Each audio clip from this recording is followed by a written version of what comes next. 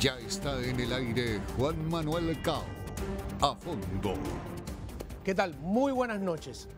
Hoy, en el cuarto programa de nuestra serie especial sobre la actividad de inteligencia de Cuba contra los Estados Unidos, contra el resto del mundo, pues vamos a mostrar una información que en el año 1992 el capitán Enrique García compartió con nosotros. Hay que decir que el capitán Enrique García vivía entonces en Washington bajo protección de los servicios norteamericanos y compartió con nuestro equipo periodístico parte de lo que 3 años atrás él mismo había compartido con la CIA. Una explicación de carácter general de cómo está organizado el Ministerio del Interior, el MININ cubano, y lo hizo departamento por departamento. Nosotros como periodistas, Leticia Herrera, Pablo Gato, Jorge Lewis, habíamos obtenido pruebas de la actividad clandestina de Cuba en territorio estadounidense, pero la verdad es que no sabíamos casi nada del tema. Enrique se dio cuenta, de modo que para tratar de llenar esas lagunas nos ofreció una suerte de clase magistral que nos ayudó a comprender mejor la dimensión del problema.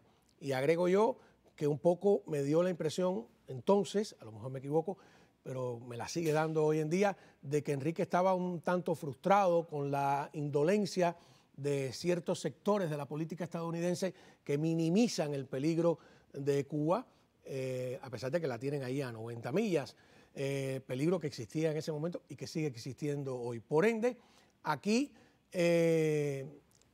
antes de pasar a la primera parte de la explicación, quiero aclarar algunos términos, ¿no?, básicos. No es lo mismo oficial de inteligencia que un agente. Ambos son espías, pero un oficial es un nivel más alto, es el que dirige y controla a un grupo de agentes. Cuando en la siguiente gráfica el capitán Enrique García dice que hay 30, 70 o 300 oficiales, calculen la cantidad innumerable de agentes que controla cada uno de esos oficiales. Otra aclaración básica: inteligencia y contrainteligencia, como los mismos términos definen, no es lo mismo. Una es, al menos teóricamente, una actividad ofensiva y la otra defensiva, generalmente, ¿no? Generalmente la inteligencia trabaja afuera y la contrainteligencia dentro, ¿no?, igual que la CIA y el FBI, pero digo, eso es generalmente. Y no voy de todos modos, a estirar más esta presentación, solo aclarar que en 3 décadas muchos nombres han cambiado, algunos departamentos incluso han desaparecido, se han creado otros, pero en esencia la estructura sigue siendo más o menos la misma, y aunque tienen menos recursos, tienen más experiencia, y menospreciar ese aparato, esa organización criminal, es un error. Veamos. La seguridad cubana, el Ministerio del Interior, se divide en varios viceministerios, y bajo la dirección del viceministro o el viceministro primero y del viceministro jefe de la DGI quedan agrupados los órganos de la seguridad cubana, que son los siguientes: la Dirección General de Inteligencia, que es la que tiene la actividad de inteligencia fuera de Cuba para penetrar el gobierno e influir en la política de otros gobiernos en relación a Cuba, y al mismo tiempo trabaja contra el exilio cubano.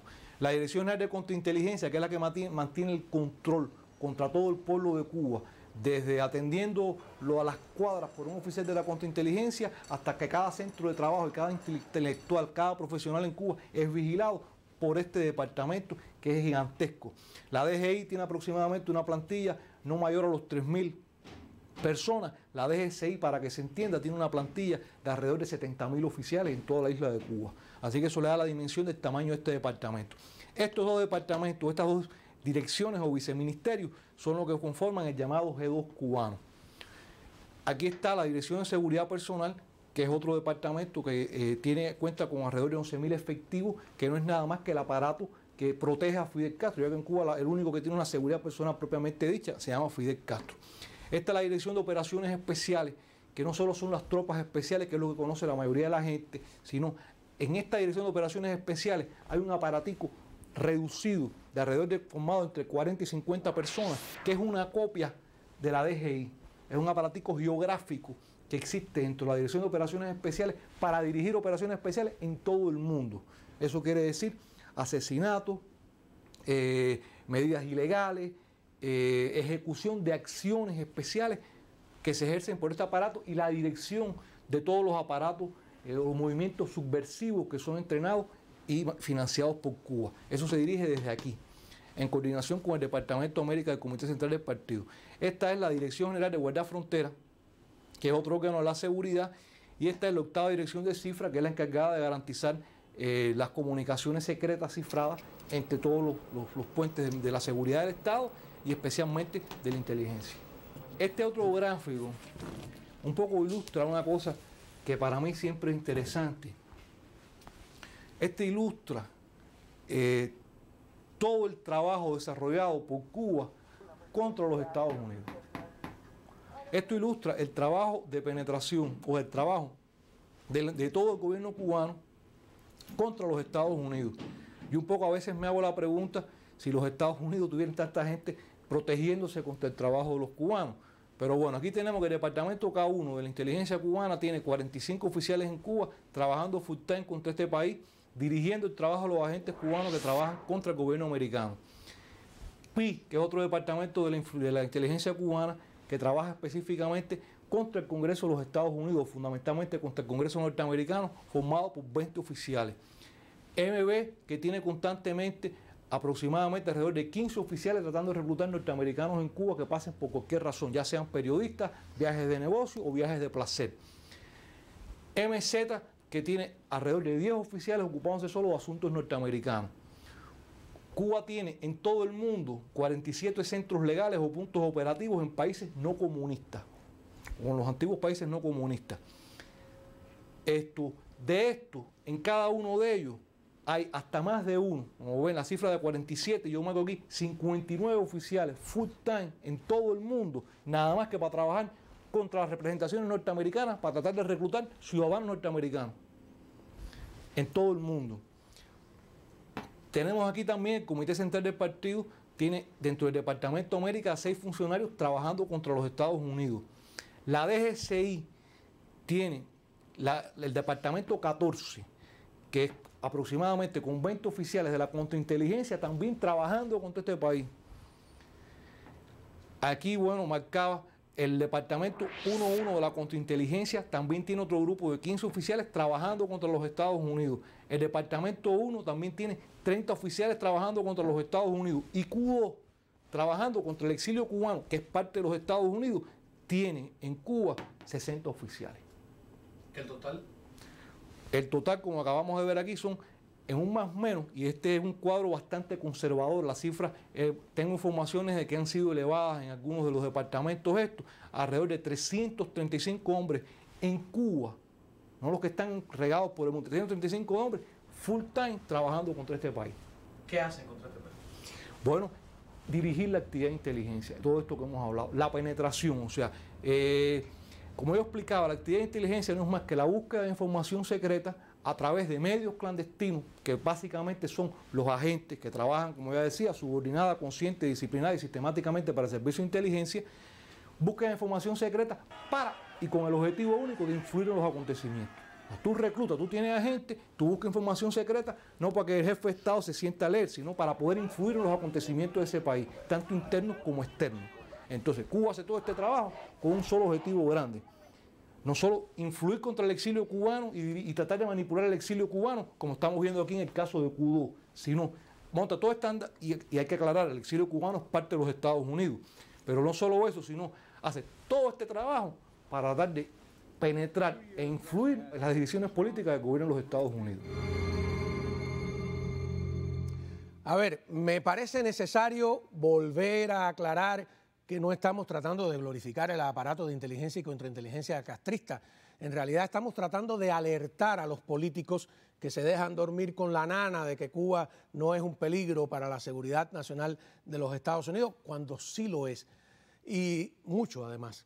Recordemos que una de las misiones de Ana Belén Montes era precisamente contribuir a esa despreocupación. Es por otra parte una contradicción, porque a Cuba también le conviene aparentar que son más de lo que son. Es un modo de intimidar y no queremos colaborar con ese mecanismo de intimidación colectiva. Pero nuestra misión periodística es exponer y balancear, ayudar a la comprensión del asunto. En el siguiente reportaje vamos a ver específicamente dentro del Ministerio del Interior, cómo estaría organizada la estructura de la Dirección de Inteligencia. Después de la pausa.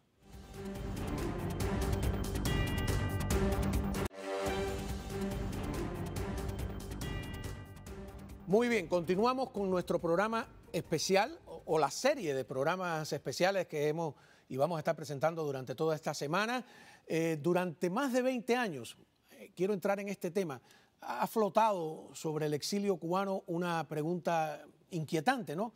La de si fue asesinado o no Jorge Mas Canosa, el chairman de la Fundación Nacional Cubano-Americana. A continuación veremos una advertencia concreta que se le hizo al líder de la Fundación Nacional Cubano-Americana y también conoceremos cuál es el equipo de los servicios de inteligencia y de contrainteligencia del régimen castrista dedicado a los asesinatos políticos. Vean.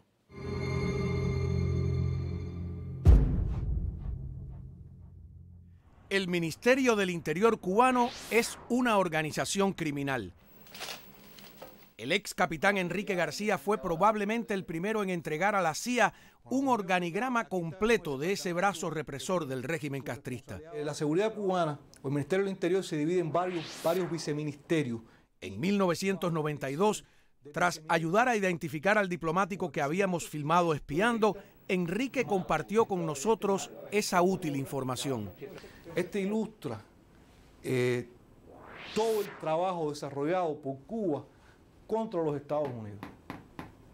Y nos reveló que dentro del Ministerio del Interior o de la DGI o DG existe un equipo de tropas especiales dedicado a los asesinatos políticos, tanto dentro como fuera de la isla. Esta es la Dirección de Operaciones Especiales, que no solo son las tropas especiales, que es lo que conoce la mayoría de la gente, sino en esta Dirección de Operaciones Especiales hay un aparatico reducido de alrededor de formado entre 40 y 50 personas, que es una copia de la DGI.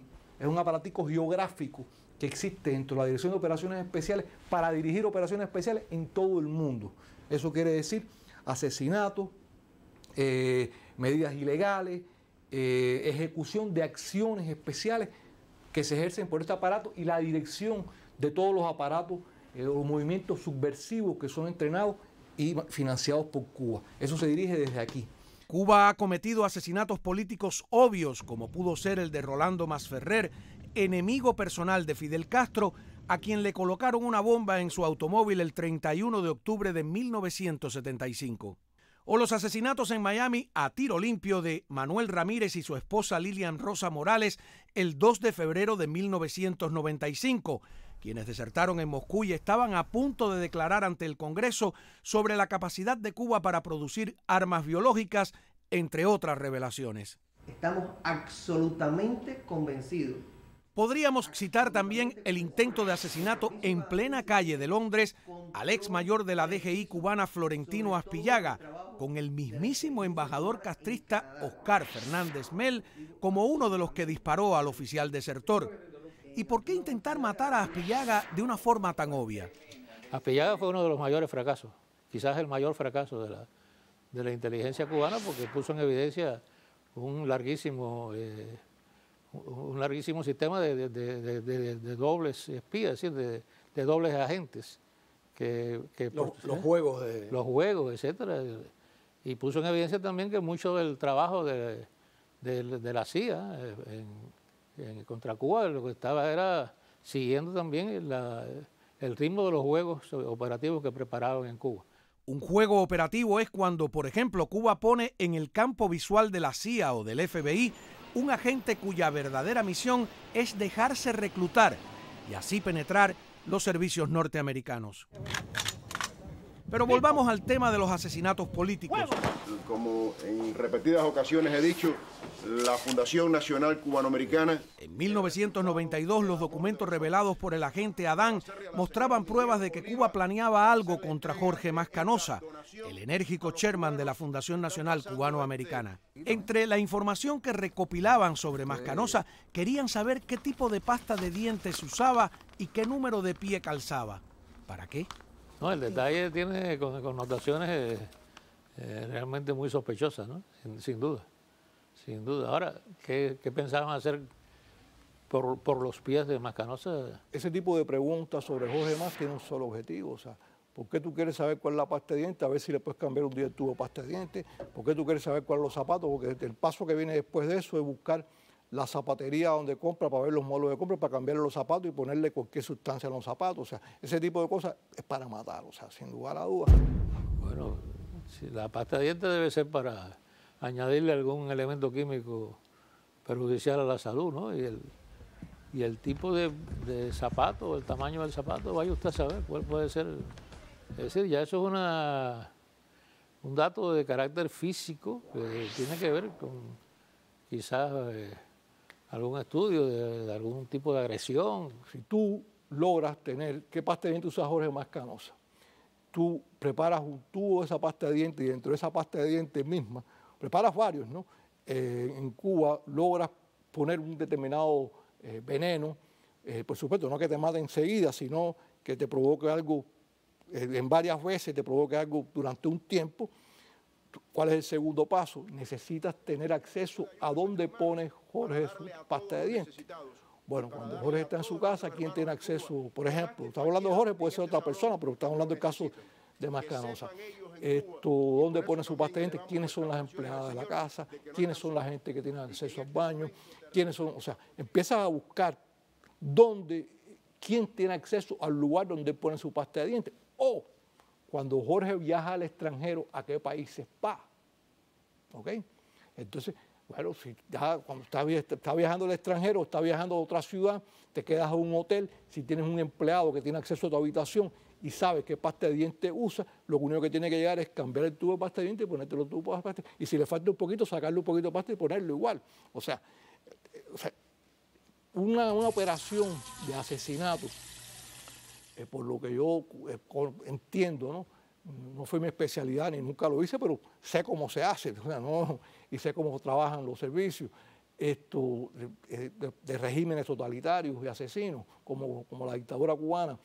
Es como todas las operaciones, son muchas piezas, o sea, no es un solo elemento, no es, tú tienes que construir todo, pero la pasta de dientes es lo primero, tú tienes que tener con qué lo vas a matar, después tienes que buscar la información y después tienes que tener la persona que te la ponga, pero no es imposible. En aquel lejano 1992, el agente Adán, Francisco Ávila Ascuí, le advirtió del peligro a Mascanosa. Si yo fuera ahora Mascanosa, o fuera Nazario, o fuera alguien de esta gente, yo dijera para dentro de mí, yo me voy a cuidar muy bien. Porque si el enemigo mío quiere saber hasta qué zapato me gusta ponerme a mí, no va a ser porque me quiere regalar un par de zapatos, sino porque me los quiere quitar. ¿Ok? Hablamos directamente con Mascanosa en aquel entonces. Le comunicamos la información que la inteligencia cubana estaba recabando sobre su persona y esta fue su reacción.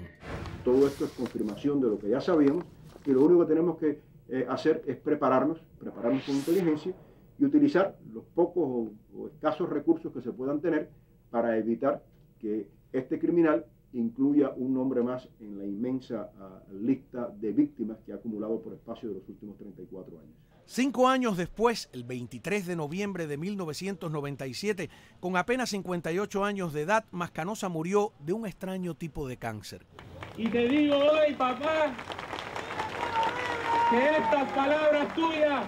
Pero los potenciales crímenes políticos de esa organización criminal que es el Ministerio del Interior cubano también se realizan dentro de Cuba. Mi padre vivía toda su vida a la causa de la libertad y los derechos para su pueblo. La Comisión Interamericana de Derechos Humanos, un órgano oficial de la OEA, ha responsabilizado al Estado cubano por la muerte de Osvaldo Payá Sardiñas. Ellos querían matar a Payá, a Osvaldo Payá, y yo soy un convencido que Osvaldo Payá lo mató Cuba. Las organizaciones criminales son siempre peligrosas, pero cuando un Estado reconocido por las Naciones Unidas utiliza sus instituciones internas y su servicio exterior para acometer todo tipo de delitos, para la subversión e incluso para los asesinatos puntuales, tengan o no trasfondo político, el peligro se multiplica hasta el infinito. Y es un error de las naciones democráticas no combatirlo enérgicamente. Ojalá esta democracia maravillosa se perfeccione en el sentido de comprender mejor, de que enfrentar mejor los enemigos, porque si no esos enemigos nos pueden destruir un día nuestra querida democracia. A ver, Uno de los dilemas, eso tengo que reconocerlo, de cualquier periodista a la hora de abordar este tipo de información concreta, exponiendo la capacidad criminal de los servicios de inteligencia y contrainteligencia de gobiernos temerarios, es que estos regímenes aprovechan la intimidación, se nutren de la intimidación y aunque quieren aparentar inocencia, les conviene de alguna manera propagar la idea de que tienen brazos largos y de que son capaces de hacerle daño a sus opositores incluso en la distancia. De modo que uno como periodista no puede evitar esa sensación de que de alguna manera está contribuyendo a propagar esa intimidación. Pero por otro lado, tampoco es aconsejable no hacer la denuncia, porque eso contribuye, por la otra punta, a la impunidad de esas organizaciones criminales, más peligrosas que las mafias comunes y corrientes, porque trabajan bajo el amparo de instituciones oficiales como la policía o como la propia Organización de Naciones Unidas. Es un espectro, yo diría que muy amplio. De todos modos, la misión de un periodista no es mostrar lo que conviene, sino lo que quieren ocultar, acercarse a la realidad, aunque ésta queme. Cuando regresemos, estará con nosotros, vamos a continuar la conversación con el agente Adán Francisco Ávila Ascuil.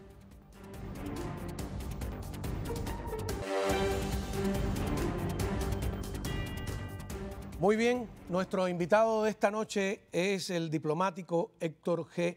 Aguililla. Ustedes recordarán que él estuvo ya anteriormente en el programa cuando publicó este libro Misión y Escape durante la Guerra Fría, que por cierto ahora ya ha sido traducido al inglés, al idioma inglés quiero decir. Muchísimas gracias por estar con nosotros nuevamente. No, gracias a ti por la invitación. Cómo no, y esperamos a ver esa versión en inglés ya del libro. A ver, un poco lo que hemos estado ilustrando durante estos 4 días es cómo Cuba usa la fachada diplomática. Y siempre, bueno, hemos tenido el testimonio de Enrique García, que usó la fachada diplomática en Ecuador.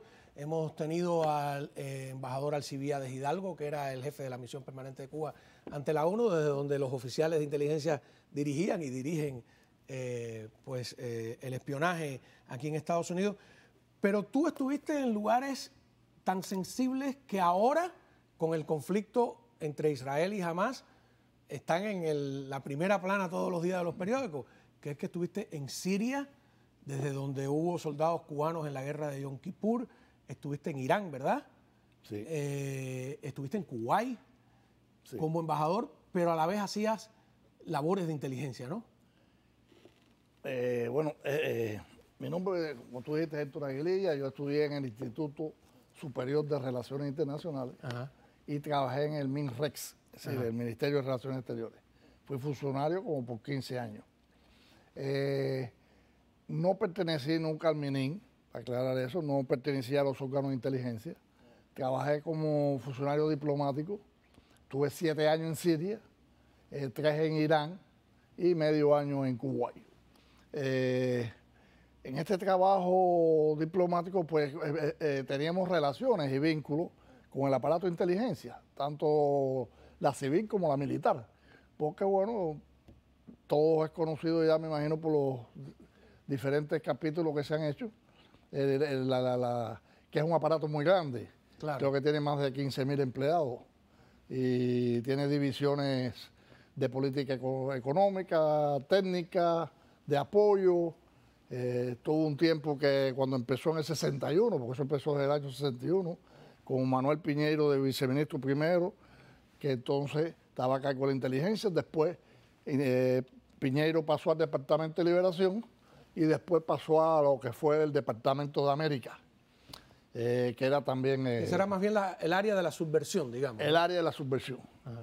Entonces, siempre ha habido una interrelación de intercambio de información entre los funcionarios del MINREX y los de la inteligencia. Y incluso se visitan. Y hay incluso funcionarios de la inteligencia que trabajan dentro del MINREX. Hay oficinas de inteligencia dentro del Ministerio de Relaciones Exteriores. Claro. Como la hay también una de la inteligencia militar, que le llaman el Departamento 1 dentro del MINREX. Entonces, cuando nosotros, por ejemplo, en el caso mío, a mí primero me captar, se puede decir. Sí, claro. Para trabajar con la contrainteligencia. Y yo estuve trabajando un año antes de salir al servicio exterior. Yo fui de la primera graduación del Instituto Superior de Relaciones Internacionales y fui el más joven. Yo me gradué con 21 años y ya a los 23 estaba saliendo para Siria. Entonces, en estas funciones en la embajada, pues nosotros nos utilizaban. Ahí al principio no había agregado militar, pero después pusieron uno y ese agregado militar era de la inteligencia militar. Y por ejemplo, ¿había un centro de inteligencia en la embajada de Siria? Bueno, mira, la embajada de Siria no había centro de inteligencia. Era una embajada pequeña y entonces las tareas, lo que necesitaban usaban a los diplomáticos. Como tú me contaste una vez que llevaste armas de un sitio a otro, que incluso te hicieron un registro y la llave no aparecía. ¿Cómo era la historia? Era una historia casi de película, ¿no? Sí. Bueno, le habían pedido tú lo cuentas aquí en el libro. Sí, habían pedido a los partidos comunistas del área, a las fuerzas progresistas, a las diferentes organizaciones palestinas, que Cuba necesitaba armas de procedencia occidental, de fabricación americana, israelita, belga, que no fuera soviética. Entonces, esas armas las colectaban en la Bekaa, que es un área donde los palestinos, en el Líbano. Y entonces, nosotros, pues, yo personalmente fui varias veces a la Bekaa a recoger armas y las traía en el maletero de mi carro. ¿Que tenía inmunidad? Con chapa diplomática, tenía inmunidad. Ajá. En la frontera siria, como había tan estrechas relaciones desde que Cuba estuvo participando en la guerra de Yom Kippur contra Israel. Que repitamos eso a quienes, porque hablamos de eso antes de que pasara todo lo que está pasando. O sea, Cuba, y lo publica el propio periódico, la propia prensa cubana, tuvo 800 tanquistas contra Israel en la guerra de Yom Kippur. ¿Es esa cifra correcta? Sí, así mismo. Tremendo, fueron, ¿no? Si no recuerdo mal, creo que la cifra, tú sabes, oficialmente dicen una, por otro lado hay quien habla de 1.500, pero bueno, oficialmente ellos reconocen 746. 746. Que fueron 2 brigadas de tanques dirigidas por el general Sintra Frías. O sea, 700, más de 700 cubanos. Cubanos. ¿Y los tanques, quién los daba? ¿La Unión Soviética? Estaban en Siria, sí. Estaban en Siria. Porque el ejército sirio, el suministro del ejército sirio venía de la Unión Soviética.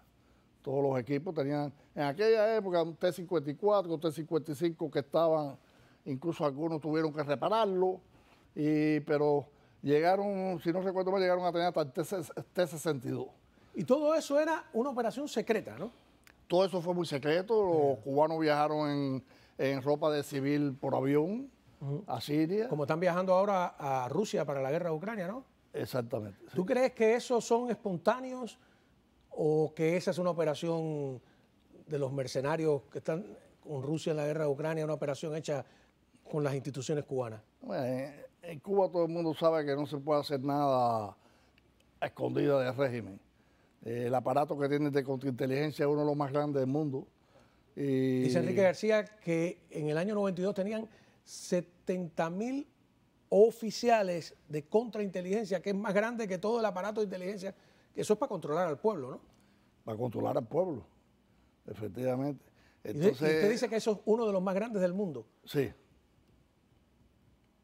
Tremendo, ¿no? Volvamos al tema principal que hemos estado aquí a la luz del arresto y la condena del embajador Rocha. ¿Usa Cuba la fachada diplomática de manera agresiva para labores de subversión y espionaje?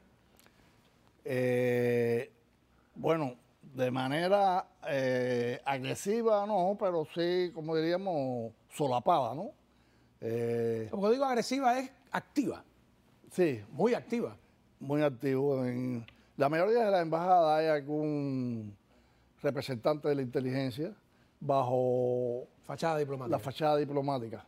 En casi todas las embajadas hay lo que le llaman, el jefe de centro, que es puede haber tal vez 2 o 3 agentes de inteligencia y hay un jefe, ¿no? Que le llaman el jefe de centro. En el caso de Siria, donde yo estuve, no había. Porque era pequeña la embajada. Era pequeña, lo único que había era el de la inteligencia militar, el agregado militar, que era un teniente coronel que era de la inteligencia. Porque nosotros y el cual estableció conmigo una colaboración, ¿entiendes? Que yo, pues...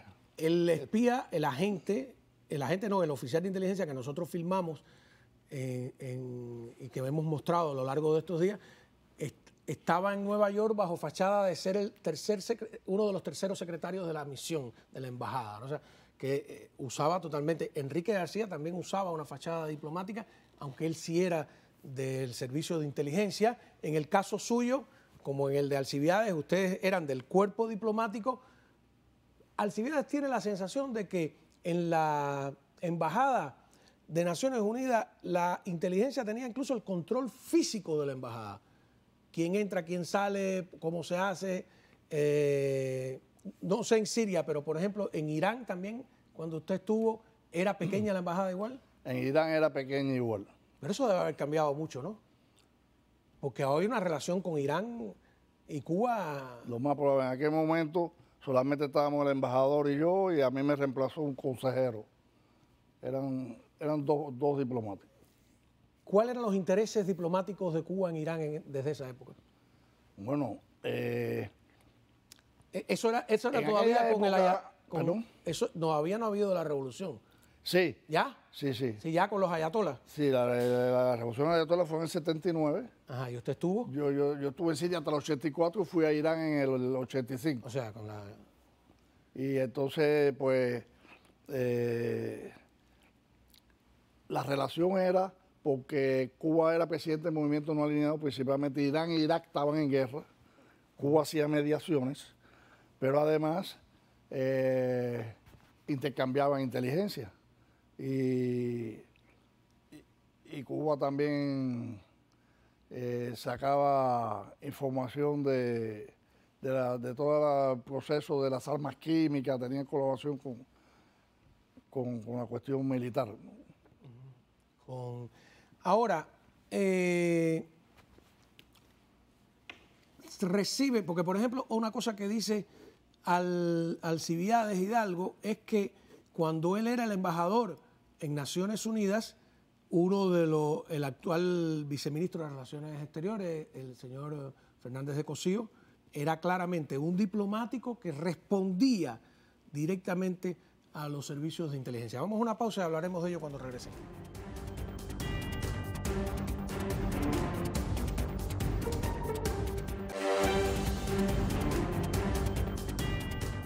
Continuamos conversando con el diplomático Héctor G. Aguililla.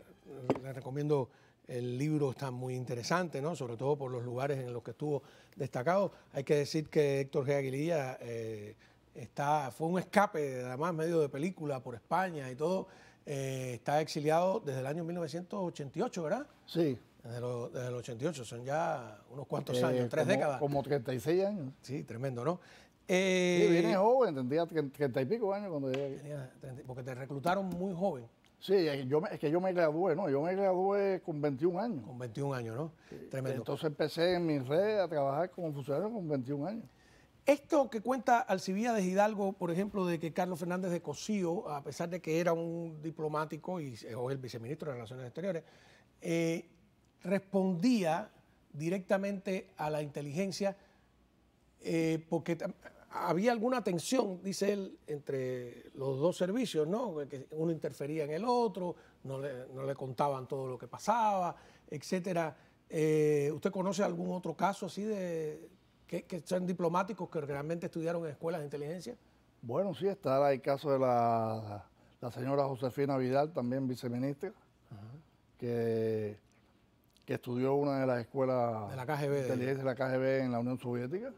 Y estuvo primero como secretaria en Francia, ya trabajó en París y bueno, llegó a ser viceministra, pero sí respondía a la inteligencia.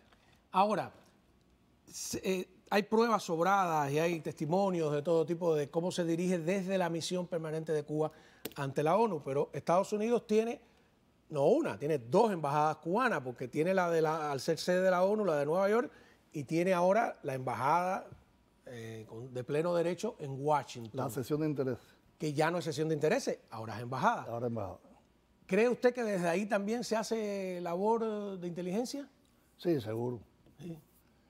Claro, lo dice, la dirección sigue estando en Nueva Naciones York. Unidas, donde tiene 75% del personal pertenece a la inteligencia, pero en Washington también estoy seguro que, bueno, no tengo evidencia, pero Bueno, supongo que por lo pueden menos ir caminando al Capitolio. Por lo menos el 50%, exacto. Y Washington es un centro históricamente también de mucha actividad de inteligencia. Es uno de los lugares, una de las ciudades del mundo donde más, al igual que en Austria, donde ¿Por qué más, Austria? En Viena. ¿Por qué? ¿Por qué? Parece que por su lugar céntrico y toda una serie de facilidades que tiene. Pero en Austria, ¿es todo el mundo o es Cuba nada más aquí? No, todo el mundo. A todo el mundo. Sí, me estoy refiriendo a gente de espionaje en general del mundo. Todos los países. Se ha movido mucho en Washington y en Austria. Todos los países usan ¿Sí? la fachada diplomática para labores de inteligencia, ¿no? Sí, correcto. Sí, se aprovechan de la inmunidad que da la Convención de Viena. Incluso abusan de ella. Por ejemplo, en el caso de nosotros, allá en Siria, yo digo nosotros, pero eso hace 40 años, ¿no? Pero bueno, se usaban a los correos diplomáticos para llevar armas en la valija diplomática. Esas armas que en aquel momento las enviábamos para Cuba. No sabíamos cuál era su destino ni en qué se iban a usar. Incluso en un momento determinado hicimos una operación que enviamos 8 camiones. ¿De armas? De armas que nos facilitó el ejército. ¿Qué? ¿En valijas diplomáticas? No. Estaba el envío de pequeñas cantidades en valijas diplomáticas, pero hubo un gran envío en una ocasión en un barco cubano que llevó azúcar a Siria y se llevó 8 camiones de armas. Que los camioneros... Me imagino que cuando querían armas que no fueran de fabricación soviética es para poderla repartir, digamos, en América Latina y que no deje huellas, ¿no? Efectivamente, en aquel momento yo no lo sabía, pero después pude conocer que la tenían ese destino. El destino eran las guerrillas latinoamericanas. Claro. El Salvador, Guatemala. Es decir, que eso que vimos en el canal de Panamá de un barco cubano con sacos de azúcar y abajo lo que había era piezas de aviones, de MiGs, armas, es una vieja práctica del régimen. Sí, es una vieja práctica. Tremendo, ¿no? Sí. Y no hay controles de eso, porque yo lo que veo es, Estados Unidos trató, por ejemplo, de parar los barcos petroleros con combustible de Venezuela. Es como un relajo, ¿no? Sí, bueno, el aparato precisamente de inteligencia de Cuba viola toda su actividad ilegal y viola todas las reglas. Dice Enrique García que no es como el caso de la CIA, que necesita aprobaciones del gobierno, del Congreso, exacto, etcétera. Que no puede violarla, tienen regulaciones que ellos respetan. Además, a mí me consta, que quiero aprovechar para decirlo aquí, porque yo estuve vinculado y trabajé con la CIA por más de 5 años. Y es una... Mientras estaba... Ya al llegar aquí. Ajá. Al llegar aquí, tuve un contrato por ellos por más de 5 años, trabajando con ellos, y siempre fue una organización que yo admiré porque eran muy profesionales, cumplían todo lo que prometían, y no van por la libre, no puede... Exacto, bueno, la CIA no puede asesinar hace mucho tiempo por cuenta propia ni nada por el estilo, exacto. Mientras que en Cuba sí hay un aparato... Bueno, precisamente esos correos diplomáticos que yo le mencionaba. Ajá. Había un departamento pequeño en el Minin, no sé si es el departamento 4, yo no sé los nombres. Enrique García lo dice, que es un aparático geográfico pequeño dedicado a ese tipo de actividades. Sí, porque había uno que era de los correos diplomáticos, pero había otro... Ajá. Donde participaban algunos correos diplomáticos, no todos, que era de sicarios, un departamento que se dedicaba a matar gente. Ajá. Y ejecutar muchas veces también a los desertores, por ejemplo. dentro como fuera, ¿no? Esa es una explicación que hemos ido mostrando a lo largo del programa, y los crímenes políticos que se han cometido aquí en Miami, algunos sin ningún tipo de solución. ¿Qué es lo que le parece a usted más peligroso? Yo digo que es una estructura criminal avalada por organizaciones como la ONU, etcétera. Lo más peligroso de esa estructura, en términos para los Estados Unidos, ¿no? Aquí hay gente que está vendiendo la idea de que no, que Cuba no es un peligro, que todo está tranquilo, que hay que sacarla de la lista de países que patrocinan el terrorismo, que hay que establecer vínculos de amistad con ellos. No, como bien usted decía anteriormente, Cao,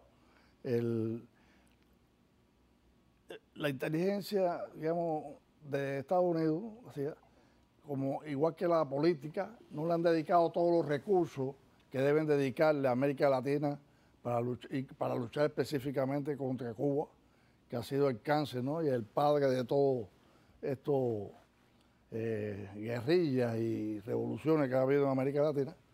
Lamentablemente no le han dedicado, yo pienso, todos los recursos que deben dedicarle. Y por eso Cuba, pues, ha hecho una actividad bien intensa. Y aquí en Estados Unidos, pues, supuestamente tiene como 300 oficiales y como 5.000 agentes aquí. Es más o menos la misma cuenta que hacen otros oficiales o de sectores que hemos entrevistado. ¿Usted estuvo en África también? No. O sea, ¿no? ¿Qué otros países estuvo? Lo que pasa es que yo, en la última designación mía, fue en África. Ahí me dieron a escoger si quería ir para Tanzania o para Madagascar. ¿Y fue a Madagascar? Y yo escogí Madagascar porque mi segunda lengua es francés. Entonces, estando iba como designado como primer secretario y segundo jefe de misión para Madagascar, y en mi tránsito por Madrid... O sea, que nunca llegó. Nunca llegué. En mi tránsito esa decepción famosa de Madrid. Ahí fue donde entonces decidí asilarme en la Embajada Americana junto con mi familia, mi esposa fue muy interesante en el programa anterior, que fue casualidad que topamos con el oficial que le ayudó a desertar, ¿no? Y se emocionó mucho. Sí, del Blender, ¿no? Blender. Sí, y que estuvo también aquí cuando usted llegó a los Estados Unidos. Nosotros, ¿sabes? Cuando él tenía otro nombre de guerra. De guerra. Pero sí, tuvimos una relación muy estrecha y él nos acompañó cuando nosotros vinimos de Frankfurt para acá, para Maryland, para la base aérea del presidente, la Andrews Air Force Base. Sí. Entonces él nos atendió en la base americana, porque yo deserté en Madrid. De la embajada nos llevaron para una base cercana a Madrid que tenía ahí los Estados Unidos con España. ¿No fue después a Alemania usted? Y después fuimos ahí en un jet para Frankfurt. Y allá estuvimos como 15 días mientras hacían los trámites de algunas preguntas, análisis psicológico, de salud, etcétera, etcétera. Nos dieron hasta que nos aprobaron la entrada.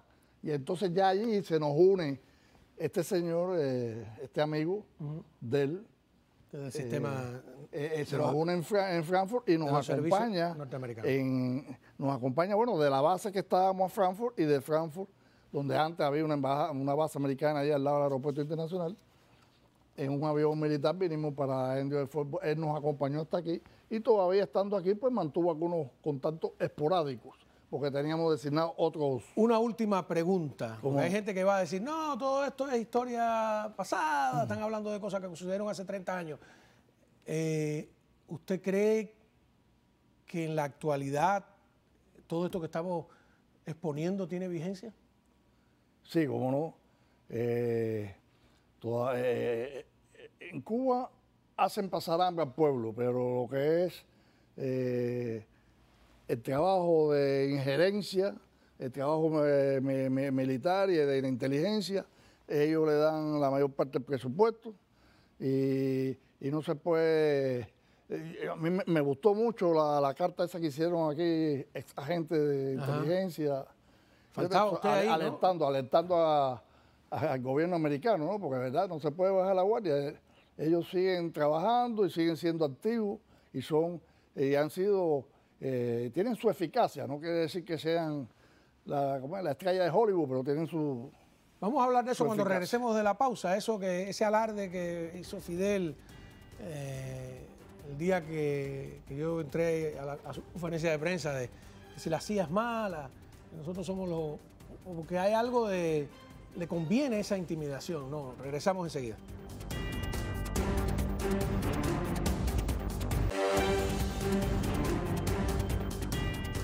Bueno, a ver, antes de despedir, usted ha trabajado con los dos servicios, ¿no? Ese alarde de Fidel, de que la CIA, que si es malísima. Es una manera, ellos también venden más de lo que, ¿no cree?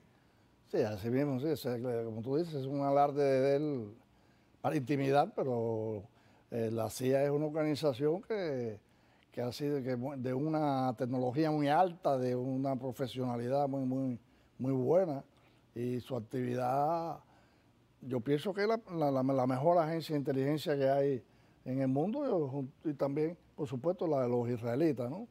Como Mossad. Bueno, muchísimas gracias, Héctor G. Aguililla, ex diplomático, siempre interesante el testimonio suyo. Yo antes de irme, quiero hablar un poco de mañana en el quinto y último programa de esta serie especial. Vamos a ver si con la información que hemos ido sacando a la luz se justifica el título de nuestra serie, ¿no?